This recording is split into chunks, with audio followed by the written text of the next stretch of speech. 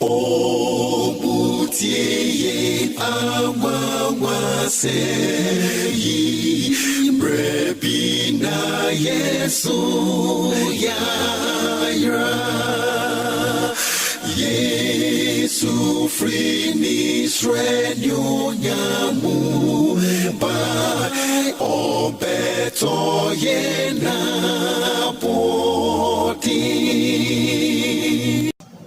Michiao Awurade Yesu Kristo din mu na memo akwaba edoba Kajebu Road Church of Christ I wapon yedwumadi a yato din say the message no eso yedika ene wa ya adesua wodo bebre ene videos bebre ene wosusu ensama wodo bebre aho a church of Bible mu ensama wodo bebre na yedo Nyankopon ase se bre nyina no yede yedwumadi a tese eba ofidie so titre o phone so a wunya adaje na wohwe emaye na yebo mpae se ebetumi aboa wo se de aboa yenso no amaye nyina etumi aya homboa e de atwen Awurade Yesu Kristo ne maye a to so mienu na nkwaje etumi aye nyina edea yato yedwumadi ne din se the message and some no na me sure say by now no mumu bi ebisa say eye de ensam poti ho asam ene ye kan na ebi nsukura wadwen enya emaso na the message na ye de ato edwumadi eso no enye say bia ye de ato wa keke ya base ye ka kire wo say ye wansam poti bi a wo ho a ehia edema adasama a adasama ye hia saa ensam no ametumi aboa ye ame ne abrabo a ye bɔ no etumi atumpon ejidie ne se ewiase aye bisi basa sakatu enoma enhyeda enkoso yie honam afem ene honhom afem nyina na yehia solution yehia se yebenya anu aduro ade aboa ama ye wiase etumi atadin ade ama ye nyina yehwe ye Bible mu no obi Onyankopon ade sa adwumadi ne nyina de aso no ade ahye ne nsa a obetumi aso ye haw no nyina ano ade amanye no aye Awurade Yesu Kristo enti ye kan yensam say the message no a ne ya pase ye kire say Awurade Yesu ne ho ensam a adasama ye hia a betumi aboa yen ama ya tutu ye nyoma ye ne ya brabo a ye bɔ no etumi akoso ade amanye inti adesua a ene ye hya ase a ye no eye no yen sampoti a ye pase ye kan the message no afi ne ye be hya ase na ye no aben ho say ye ne adesua mu no ensem biara a ye pase ye da no di a the message mu no ano na ye no aba ba chi na ye yi sa adesua kro e di fru ha de edi kan no aye ene de ebeto aso nyina no ne nyina ye message a ye de ma wo so betumi ate enoma bi ase nje ni jambiara a yedwumadi no bi baba bedu wo nche no bo mo ne se woni afoforo bebre ebeche na etumi abo ye nyina na etumi asese ye wiase ade amanye nti adesua a na ye no ebeye no yato din se amazing grace Onyankopon adom a aye nwanwa no ane ho nkomo ane ye no ehwe ye Bible ejinaso no aye Ephesians chapter 2 verses 1 through 10. Ephesians chapter 2 verses 1 through 10. Nyadaje na hwe ensam no yie famanye na ye becha mu enan na ye no abosa enkomo no. The book of Ephesians no aye enwoma bi a emu ye da papa awo ye Bible mu. As a matter of fact no my favorite book awo the Holy Bible no emu na ensama ewom no aye Onyankopon a oda no hadi ade afa Awurade Yesu Kristo so na okire mbutai ntia Onyankopon aye ye wiase na ode onipa deseni aba wiase say de ntia Onyankopon aye ne saa say daachi obama Awurade Yesu Kristo aba na nkwaje a Kristo ade ba manye no ye mudu no ara ye kwambedo so ye beso saa nkwaje mu no obama ye abode foforo ye ne pekuo foforo bi a Yesu Kristo no ebe ye adwuma ewo ye mu na ye de asesa ewiase no for the better Enti ahoma no ode to wona sa wo hwemu obehun say the book of Ephesians no ya cha mu mienu. Aya 6 chapters from chapter 1 and go see chapter 3 no. Chapters 1, 2, 3 no doctrinal session. Na ho no discuss your position ewo Awurade emu. Na afen no otwe adwen agina enwoma bako ni mienu bi eso ane mfaso a yenya ewo Awurade Yesu Kristo emu. Na ye behwe the second part na ye chapters 4, 5 and 6 no a eno ye practical aspect a no so e kire yen say ya ba Kristo mu yi akwan yen se ye fa so na ye boy ye bra. Nti ye doctrinal section and ye duty section. Yenya every Yesu Kristo mu ene akwan yen se ye fa so na ye di dwuma.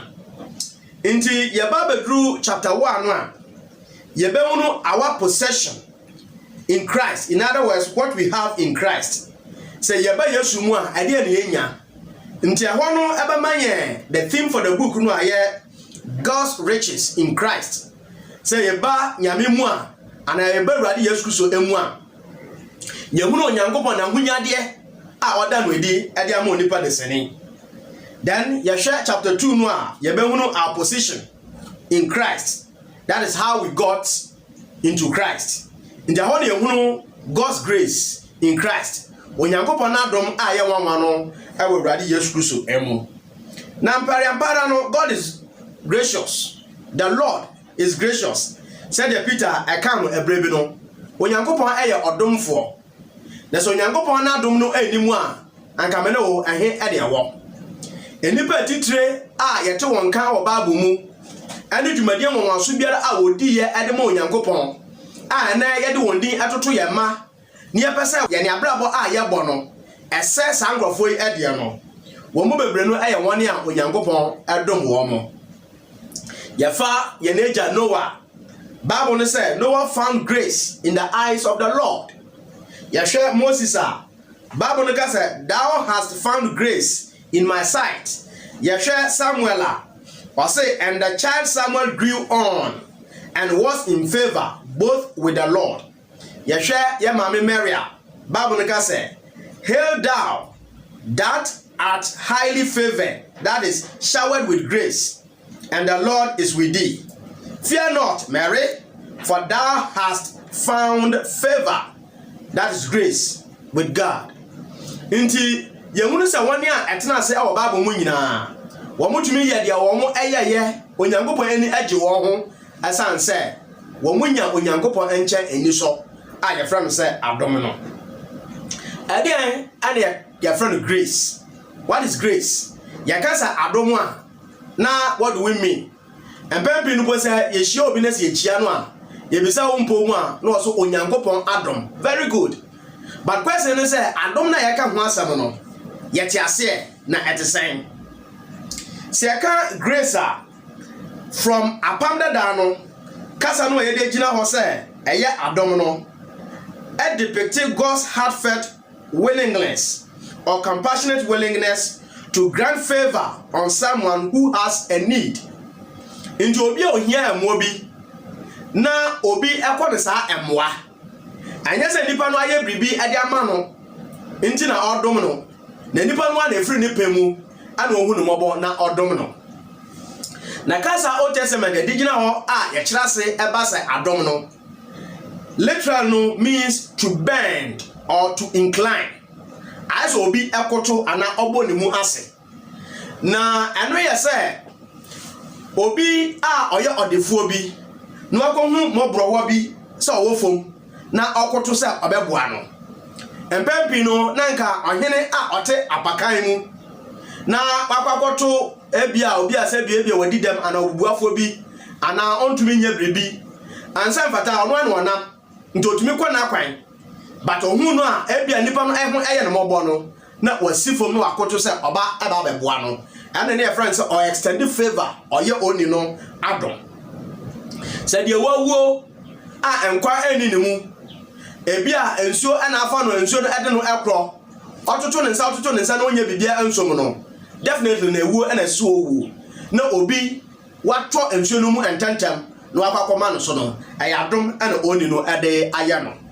The Greek word no charis, and it simply means the undeserved kindness and favor of God that is usually shown to men by means of spiritual gifts. Inti yakase bribia nipa no ense emfata undeserved na ode emano ode apoa no na Greek kasa no yakan say charis. Inti ebra Bible ka say yaye bone no wase bone na katua no ayewuo na mom onyankopon adom akyede no dankwa a yenya no Awurade Yesu Kristo emu. Empo no say wo hwe wo Bible mu a 1 Corinthians chapter 12 and verse 4 no can be about spiritual gifts. So spiritual gift from the Greek word no charisma. And no any kasa charismatic and charismatic churches and so forth and so on. I know achedia onyankopon edema. Na sa achedia onyankopon edema ebinum ewo Bible mu in the 1st century. Sa the speaking in tongues and in the prophecy and the akeka ho a echire onyankopon sa ayi efru ho no. Onyankopon edema wo mo already Bible passages in bebre na o say or distribute or the ma wo mo said ono onyankopon no epe. Nti obi onyankopon na ma no achede bi no na nya adwuma bi a waye de am onyankopon na mo onyankopon no ankasa na free nipa mu no ode sa achede no ede ma wo mo eno nti wo enkomo no ye no ba batwetwe no ye pese wo hunu onyankopon na dom a waye onipa de seni titre ye ne a ye ekristofo no na yankomo no te se de dika aka kire wo no ye chemu anan a from verses 1 through 3 no the need for grace the enjo onipa ehia adom efro nyankopon nchen. Verses 4 through 6 no the source of grace baby a onyankopon adom no efri eba. And after verse 8 and 9 no the channel of grace adom no efro nyankopon nchen eba no ekwan be na adom no efa so na ba bedru ye nchen. And lastly no verse 7 and verse 10 no the goal of grace. The entia onyankopon ode na adom no adom ye. Adesua no abeye enika na beye de bebre. Ndi pese obobode na wo sai wadaje na woni ehwe sa adesua no a betumi abo ye nyina.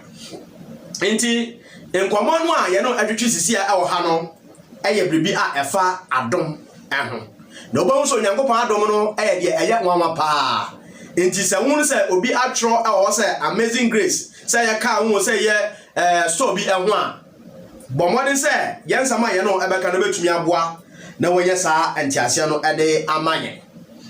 Now before you tell a man what to do for God, you must tell him what God has done for him.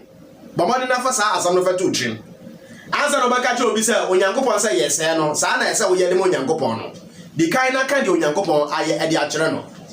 The need for grace no onipa ehia onyankopon adom. Eno nti no verses 1 through 3 no oba discuss man's condition outside Christ. Tiesia ye mu bebre no yese ye wo Kristo mu ye Kristofo. Ansa no obi ebeba Kristo mu no na ne tibia etisen e wo onyankopon ani so. Esese ye ma nipa etumi hunu sa wo a wonya mba Kristo mu no ye kire bebi a wo tibia wo state and opposition esitie. Won so a wa oba Yesu Kristo mu no ye kire kane no se de na enioma bi esitie na wotumi abomodin se obeben Awurade Yesu Kristo. Ya se adom eye bribi a nipa de seni nyansa de mfata ye deserve. Na nipa ehia adom no why? Because number one no man's state shows him to be undeserving. That is what man is. Nipa no de tibia a wo mu no abra wonyamba Kristo mu no e kire se ohia adom. In the verse 1 of Ephesians chapter 2 they say, and you were dead in your trespasses and sins. Ose yenso na yawuwu ewo yemfomso ene yebone emo. Into the body is in state outside Christ no dead you owu. Ni aka so obi ewu a echese nipa no powerless or impotent. Na Bible mu echese nipa no wa why efro nyankopon wa separating no we de efro nyankopon ho. Bible use the word separation and what they chere owo ase. No one I can want some ye wo mienu. Ye wo honam fam owo physical death. And ye wo honhom fam owo. Honam fam owo no ye se nipa no ne honhom efri nipadua no emu a. Said James chapter 2 verse 26 no eka no. Na che se nipa no wawu a ne sa. Imagine the same way no. Boni aketua ayowuo. Na bra no Onyankopon ka kire Adam say, "Eda no obedi sa duaba no, sa da no na obewu no." Adam edi duaba no, wanwu awo honam fam, but owi awo honhom afemu. Inti Bible no akire yen say, "Yeye boni a, boni no ema ye no Onyankopon tem atete." Isaiah chapter 59 verse 1 and 2. Na nam say yentem atete no ntino, na che say honhom afemu no yawu.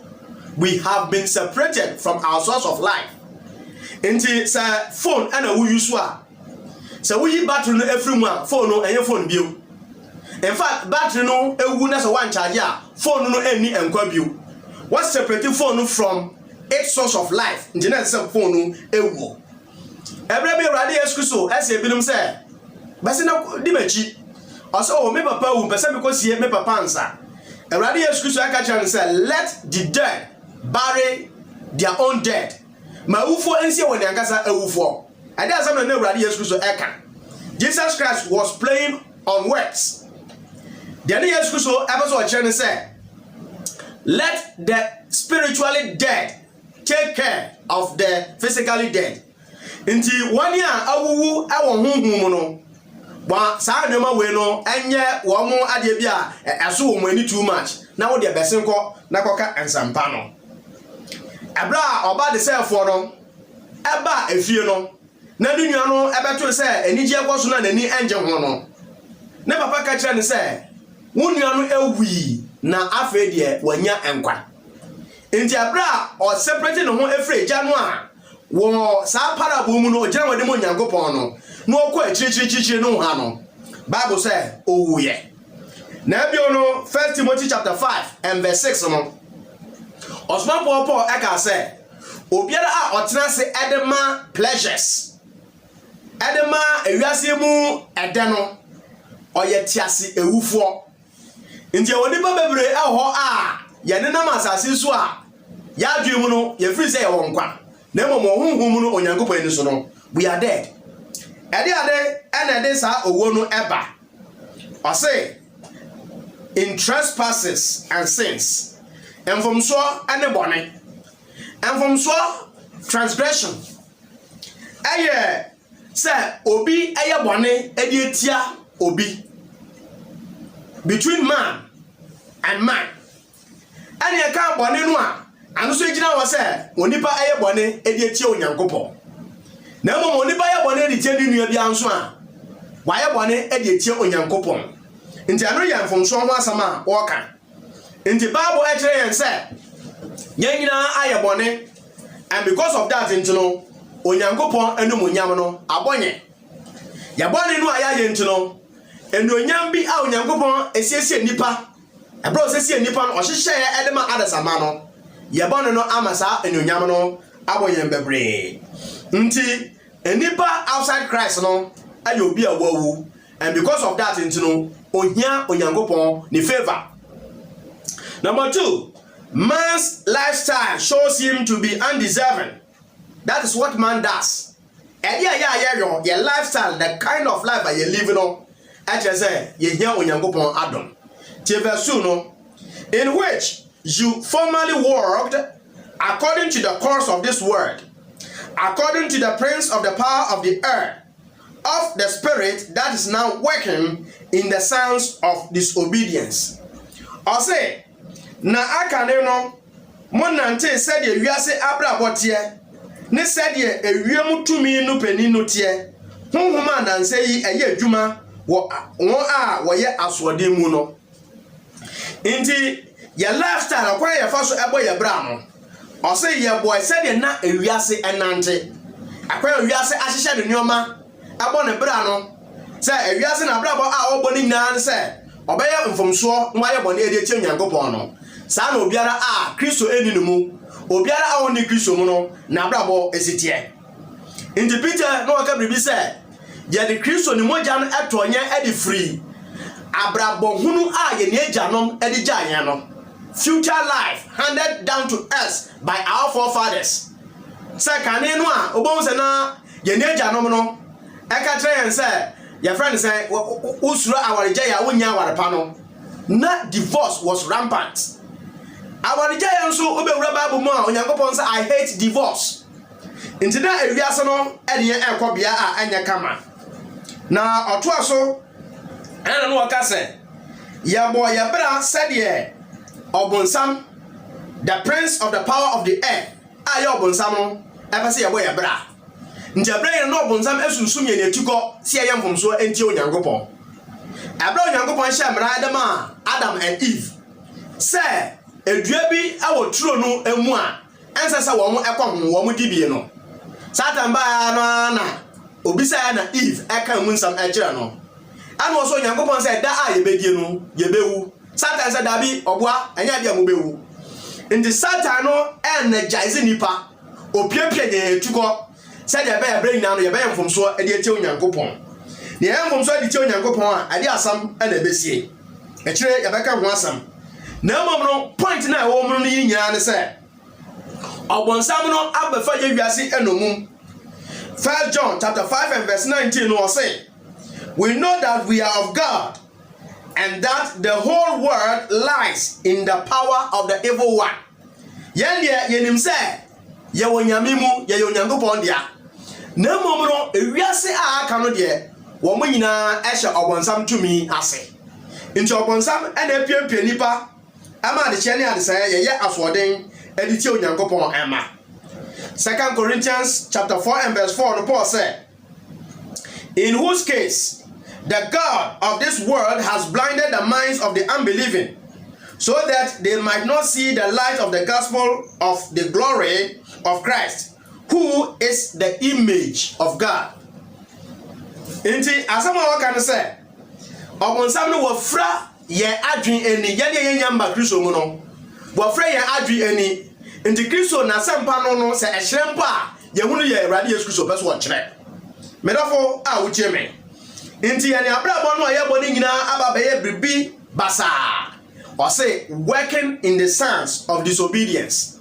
Bible me yaka sana empempi ne gina wo de ma nature or character inti Yesuba ane abrabọ a ye boni nyina aye de ye na afi no ye digu ye ho fi na ye de say ye ho na ye de wawa ye ho e di fro Onyankopon enchen inti ya hwe enioma a edi enya na ma bra nyina no ye wuwu e wo ye bone mu no de edi ka no e ye wiase mu de ani afefe de edi won e Obonsam the devil and in verse 3 no baka kire say the flesh ya honam verse 3 no abaka kire say man's desires show him to be undeserving. What man wants ye nyama a ye pedi nyina e kire say yamfata Onyankopon adom no. Among them we too all formerly lived in the lust of our flesh, indulging the desires of the flesh and of the mind, and were by nature children of wrath, even as the rest. Into a say womuna anka akane no ye nyina so nam bo ye mbra ye honam akonomu na ye de honam ne adwene pe na said ye awusuo tie no ye nipa a Onyankopon abufu hye wo ye nso te se won a aka no enso into say abra ye nso ne wo wiase no. So in the first place no or the Christopher nyina aka ho say kane no de wo wiase no sa ne enso ye bo ye bra na ye ne abra bo no ye bo no ye bo said ye be indulge in the desires of the flesh and of the mind.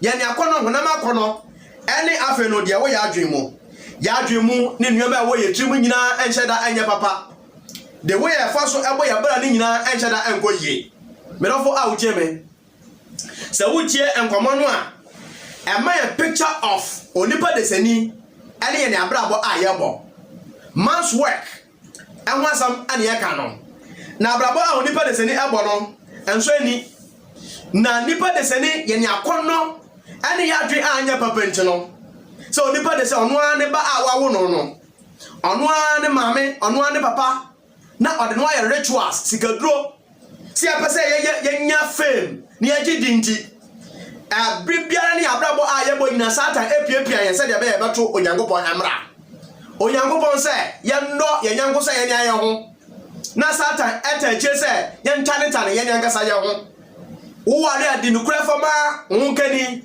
na ya ware wi a na afeni ane na bebi bisi basa ne ya hadwen nipa de se ni tumi ekura atuo obi abo ne bra a wa bra no na munyade a wanya no na otuo asi no so po no abo no tuo no okum no se de be ya na dwafade bi eba bedi ni nchen o de se ni mu a esori a ya ti fie no obi wu a ne na akwakoto emusieye na nipa no afirifie onwui na onu ade emusieye na onu wi wa hyesa na no nyina tuntu ni tiri nyina aye bisi basa akwana bodam ana ordinam sisi no nti oye tiase wufo medofo awucheme drunkenness chese obi tumi buru saa na chese ne nanche nyina ohun de oboso okire owoyene woma onye sika na ode tutonsa no onum bi no ode bi eche. This is the kind of life ye lead awe ye wiase abrabi Paul atro ye de command Timothy na superfo Paul ne nsema okai ne bi ni se woni a epe wo ho entantam epe sika anya no wo mo hwe enkwasea akonomu no wo de ya bebre ana de wo meti television so a doctor bi ba ya oba be chire anuama a ema efamu no ye advert wo asabi no pese woto ehihye wo pese wonufu ehihye wo pese wonya shape se wo se Coca-Cola shape and so forth and so on. Now watch the kind of ordeal anuama a sa ema efam asese ya twi anwa bi fru baby edukogu baby ya ebi no podi wo mo kan no mo se ema no se bi won to na ya hyehye na bi wo kra cement ya ye disi den ya wo mo putoputo bi ade frafra nyoma bi na de awo pane nti wona ha obo wo hye oba bi no obo nsa na etue ba ko aye kese ya chen ba ko a je se dabra pane no ba ko na duro na ko mu too much me do for wutie me ya bra bo bisi basa doctor yi kasa ya no se ama bi no ase bi no duro be bo nsa na wo mo emfe no ayese adom bebrebe se de be won shape no betumi ayi too much no yese bi no wo ye yi won fe empade ne bi Paul na eka won wo se wo mo de ya bebre ewo wo ho. Why are you going through all this adentia assign minister bi assign MP bi assign CEO bi assign monpani bi a obese won no atwe empenanti nti ya na abrabo a ye bo ewo asase so ni nyina no aba ye enyoma a ense emfata. And because of sa enyoma ntino we become objects of God's wrath. Onyankopon ebufuhia aba betena onipa desani eso. Onyankopon ebufuhia na yeka ho asam no aye se sa ye ne abrabo rough no ayebo no ntino ama abra nyina no onyankopon ne kon edo se eso opanish nipa desani eso opanish yen esanse abra nyina no ye kon etia no yebu ono onyankopon ne mra so ye ne abrabo no ayebo no nyina akire se ya beye asodemfo ema. And because of that ntino onyankopon ebufuhia awo yenso onipa desani awie ye anya kama onipa desani abrabo a obo ntino onjire ye awo onyankopon ani so wonhu afam no onyankopon ebufuhia ada yenso bosom ebufuhia ba oso a okumu osewa abrabo onyankopon ebufuhia de onipa desani aso a nipa ehia ogefo so wanye sa ogefo na medofo a wocheme nipa bekọ bia a enye. Romans chapter 7 and verse 24. I say, "Oh wretched man that I am, who will set me free from the body of this death?" We need God's grace. Yaya mabo na wan na beji every sa hunhumu owuo no a ya ba beto mu esa yemfom so ene ye boni entia. Sa wotoa so Ephesians chapter 2 and verse 4 no a. O sha say, "But God." Sabra bota ntanta ye boni adade nyina a chese se onyankopon osanya pasa no nanso onyankopon ade no onyankopon ade be ye adasama nyame ya adoma ye betoa ye lesson no so e part 2 no na ya kire de onyankopon na murade Yesu Kristo so oye ye ade ma adasama hwe yankwan na emom no bomo ne se obehye ye videos no wa like open so my comment na subscribe to your YouTube channel no ne enko so ana ye no entwetwe nkomo ewo onyankopon asemo Amazing Grace. Amen. Why not ye free diorama Senya biba simbia Sena oye